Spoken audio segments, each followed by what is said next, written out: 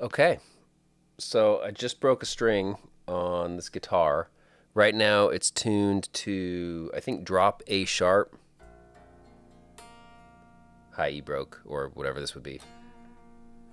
Anyways, but I've been getting some questions on how to tune or how to set up a guitar with an EverTune bridge. So I'm just going to show you how I change strings and tune it back up from, this one's in drop A sharp, and we're going to go up to like a drop C, pretty much. I've got some Ernie Ball strings here. I'll just kind of show you how I do it. Let's go. So you can hear that it's in zone 2. Now it's, what would that be, 1 or 3? Whatever it is, this is the zone you don't want, right?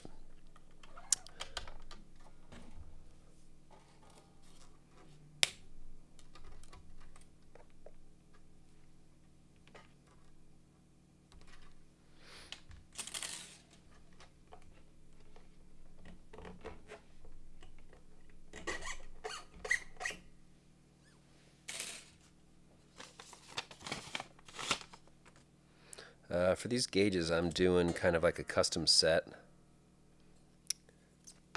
I prefer a little higher tension personally.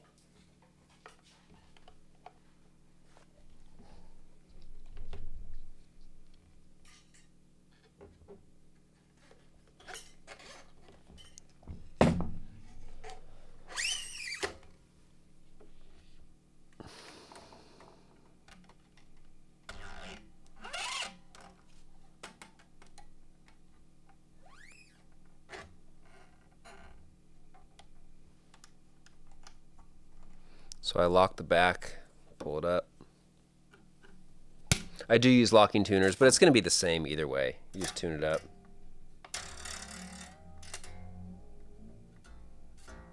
Now, because it was set up for drop A sharp, and these are just the same string gauges that were on there, it's going to want to, the springs in the back of the system are going to want to go back to the A sharp tuning, or drop A sharp. So when I put these back on, that's kind of when you'll see it go into zone 2 in that tuning, but I'll show you how to get it out.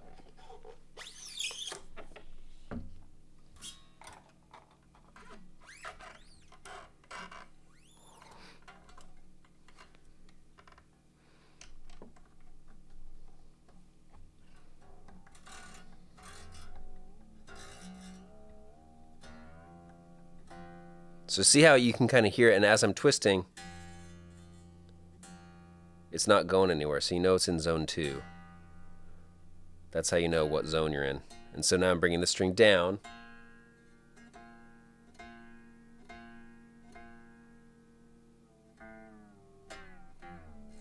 And when you hear it start when you hear this start working, that's when you kind of know it's in the wrong zone, or it's in the non-compensated zones. So it's either too low or too high.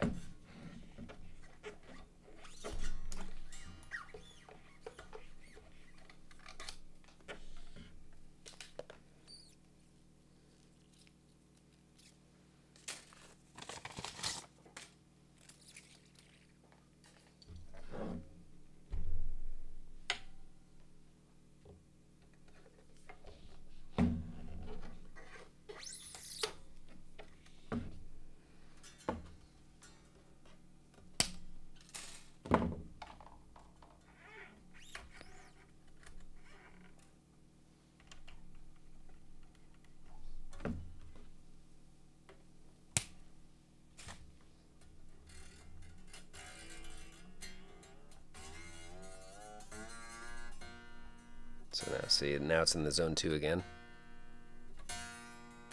And when you hear it go sharp, that means it's in the wrong zone.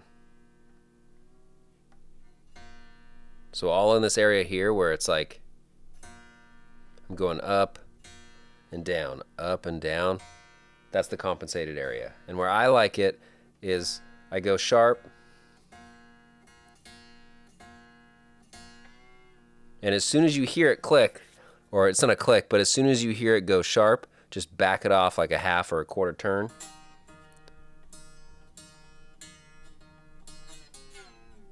And then to me that's the best balance of being slightly compensated, but still able to do bends. Obviously, you'll have to bend the strings a little bit farther than you normally would.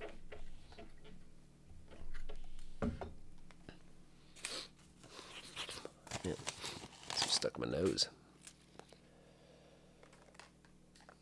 But to me, that's a great compromise of, or it's the perfect spot for the EverTune bridge to be in, because it lets you really strum the guitar hard and get maximum output and tone out of it, at least for aggressive stuff, you know. And it also lets you, it gives you a little extra wiggle room for, man, how many times can I pick my nose on this? It gives you a little, cushion for if you're, you know. So pay attention as this comes up now.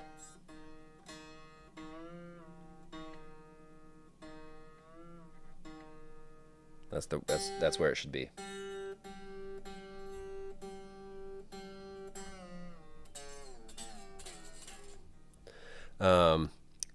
Right in this kind of like zone 2, at the top of zone 2, whatever you want to call it, just on the edge of compensation.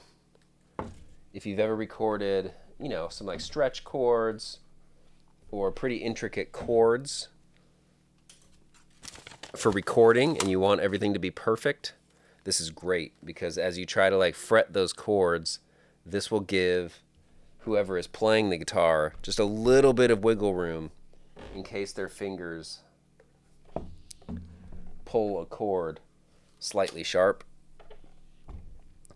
This will save that take, and it'll protect you from having to spend hours and hours retracking that chord that was perfect. See, now it's in zone 2 because it's no longer tuning. See?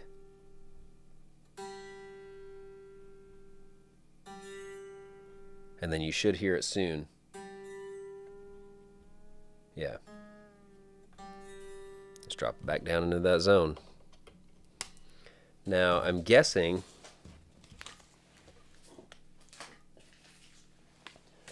well, usually when I put the same gauge of strings back on a guitar with an EverTune bridge, same gauge, same manufacturer, it's usually like right in tune again with where you left it. And that's really amazing when it comes to playing live. And you break a string and you have your tech changing a string on the spot.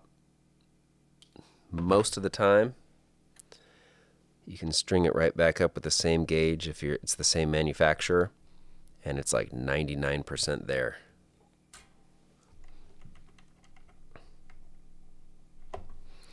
Now, last time this high string was on the guitar, it was tuned to a C, I believe.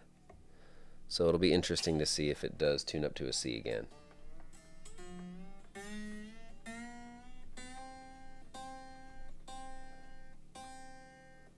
That sounds pretty close to me.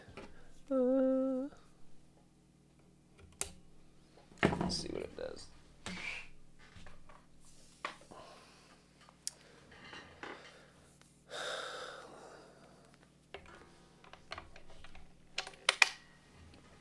So let's see where this is at, just in,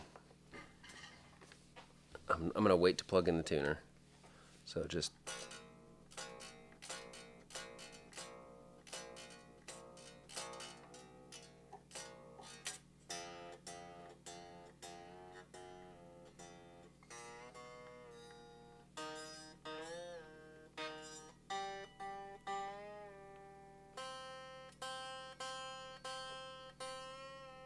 So with the exception of this string, this should be pretty close to drop A sharp. Pretty close, right? And that's just like basically the memory of the springs, of where you have them tensioned. So let's see here.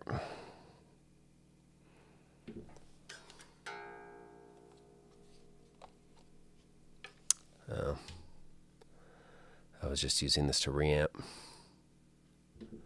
Setup IO.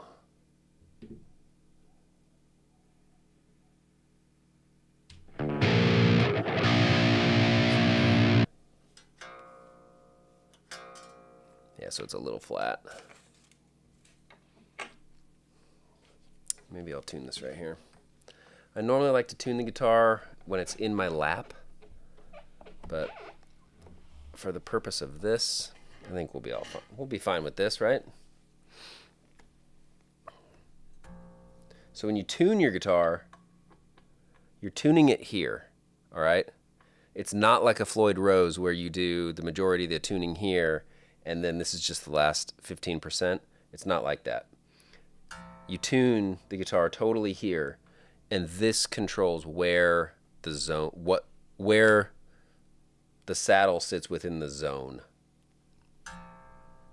So if I go here, see, that's wrong. That becomes not compensated. Because what we want is something that's where we can have a little bit of a bend, right?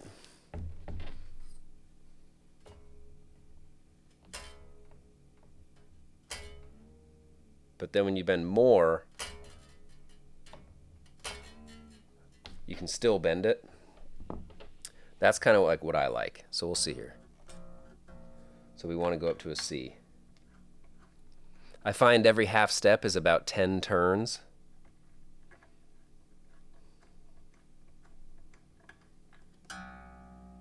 So now we're up to a B, almost to a C.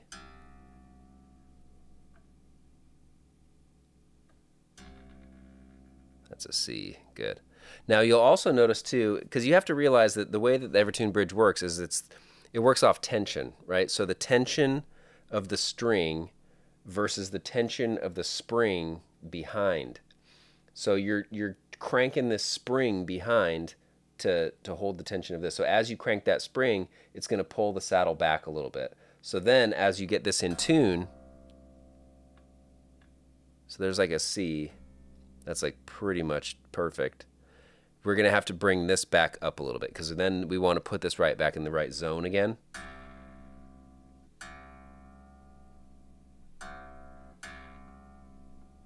And you can kind of hear when it goes.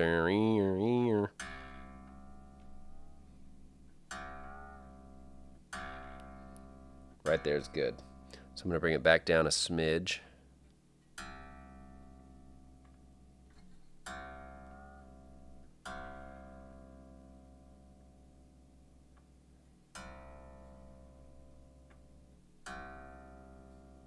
There's our C. All right, now move on to the next string. Switch it over to the next saddle. So it's at an F right now, so it's probably about 20 turns.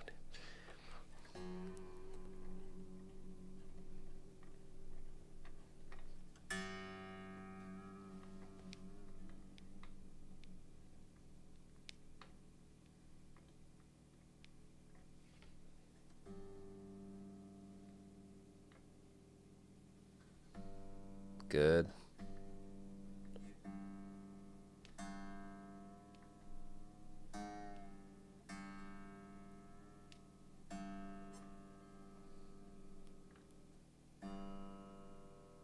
Good. Next one. Is that a B?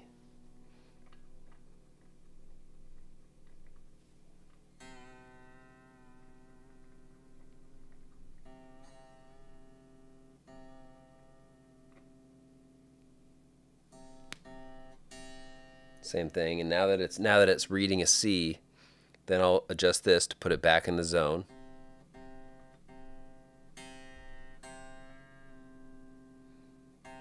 Good. Next one.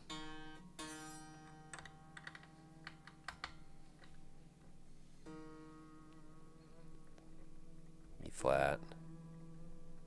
E.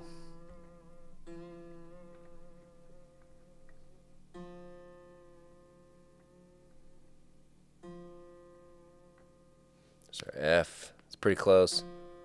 Now we'll put this up in the zone.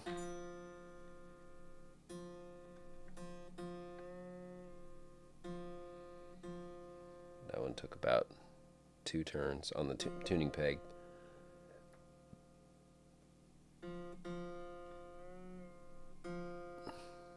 Good. G, we want A, so up a whole step.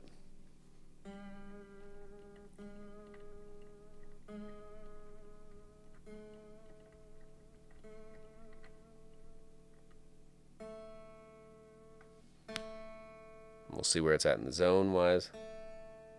So, yeah, so that's like a 180 turn. But then you hear it go sharp. So I'll bring it back down a half turn.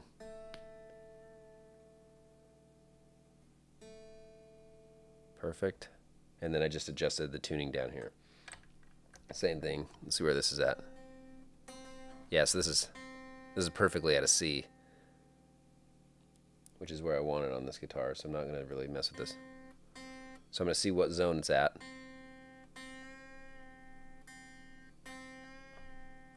Yeah, just back down.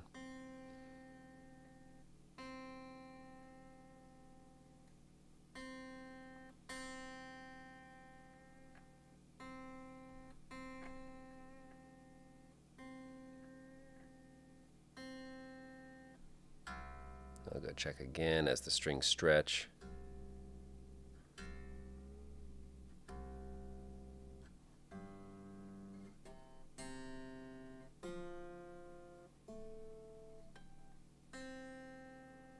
Yeah, so now here we are at perfect. And then for intonation, intonation is done on the back here. So you can see these screws, yeah, right there. There's some holes right here. Now these intonate the same as what you would think, right? So as you stick your key in, if you turn it this way, clockwise, it's going to pull the saddle away from the pickups, and if you go the other way, it'll go forward. But when you do that, as you pull the saddle away, you'll have to readjust the tuning pegs here to make sure that it doesn't pull, because as you know, obviously as the saddle moves farther away, that's a different tension, right? So you'll have to adjust and set this back into zone 2. So it's kind of a balancing act between the two, but once you're done, it's just perfect. And then you never have to worry about it. And then same thing here, if you have to adjust your height of your saddles, that's all done on the top here. You can see these little, where is it? Yeah, right there. There's these holes on the top here of this case, and that's how you adjust your height. Obviously, counterclockwise brings it higher. Screwing the screw down and farther pushes them closer to the fretboard. That's how I tune a guitar with an EverTune bridge. Pretty easy. This guitar I probably won't have to touch. Well, I will have to touch it again because I haven't stretched these strings at all. But, I mean,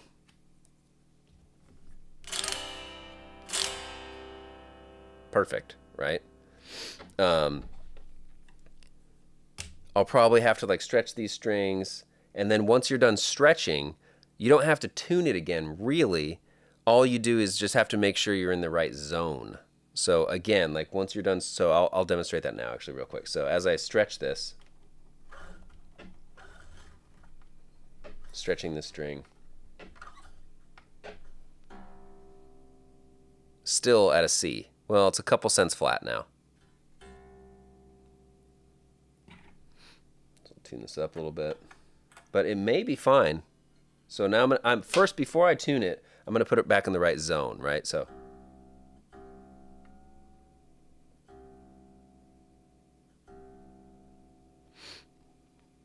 And then where'd my key go?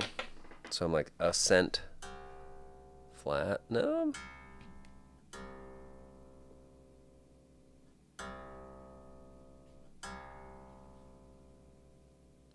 Pretty great.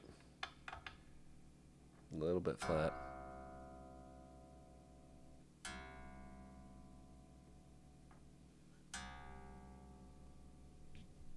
Yeah, this is just changing based on the weight of the neck. Yeah, perfect now. So that's it. Hopefully that helps. Again, I'll stretch another one just to kind of one more pass at it. But as you stretch it, ultimately what happens is the saddle tries to compensate, so it pulls the saddle back a little bit. And then you just have to get right back at it. So that one took another half turn. That's, I mean, obviously you guys know how much strings can go wildly out of tune once you stretch them, but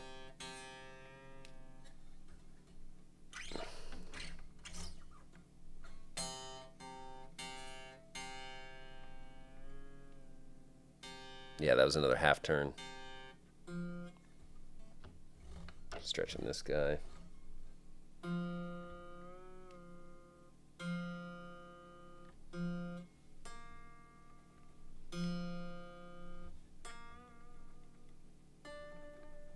And then how much you want it to compensate is going to be up to you. You control the level of compensation. Once it's all set up and intonated, you can control the level of compensation by the tuning pegs here. So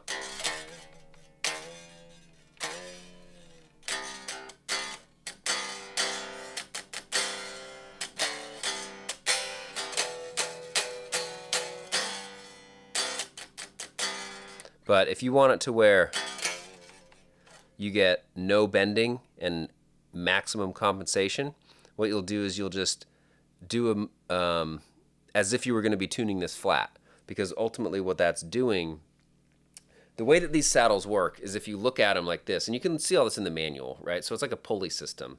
They're here. The top right here, this is like the saddle, right? So that's where your string is coming through. And then there's a block in here. So as you pull the string and gain the tension, it pulls this way. But at some point it stops, and then it becomes like a hard bridge, right? So then at that point, as you bend, the string goes sharp. But when it's floating in this area here, as you bend, it pulls it forward and compensates for the tension. So that's why if you tune this down, it doesn't actually get lower in pitch, but it makes it now to where you can't bend this string.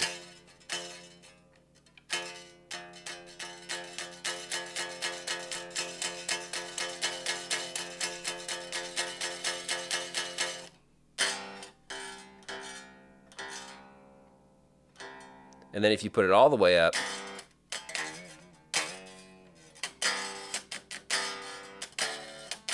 that makes sense? Cool. Thanks for watching this video. I do stuff like this on my Twitch stream all day long. Check it out. Just search for Beau Burchell on Twitch. Thanks for watching this video. See ya.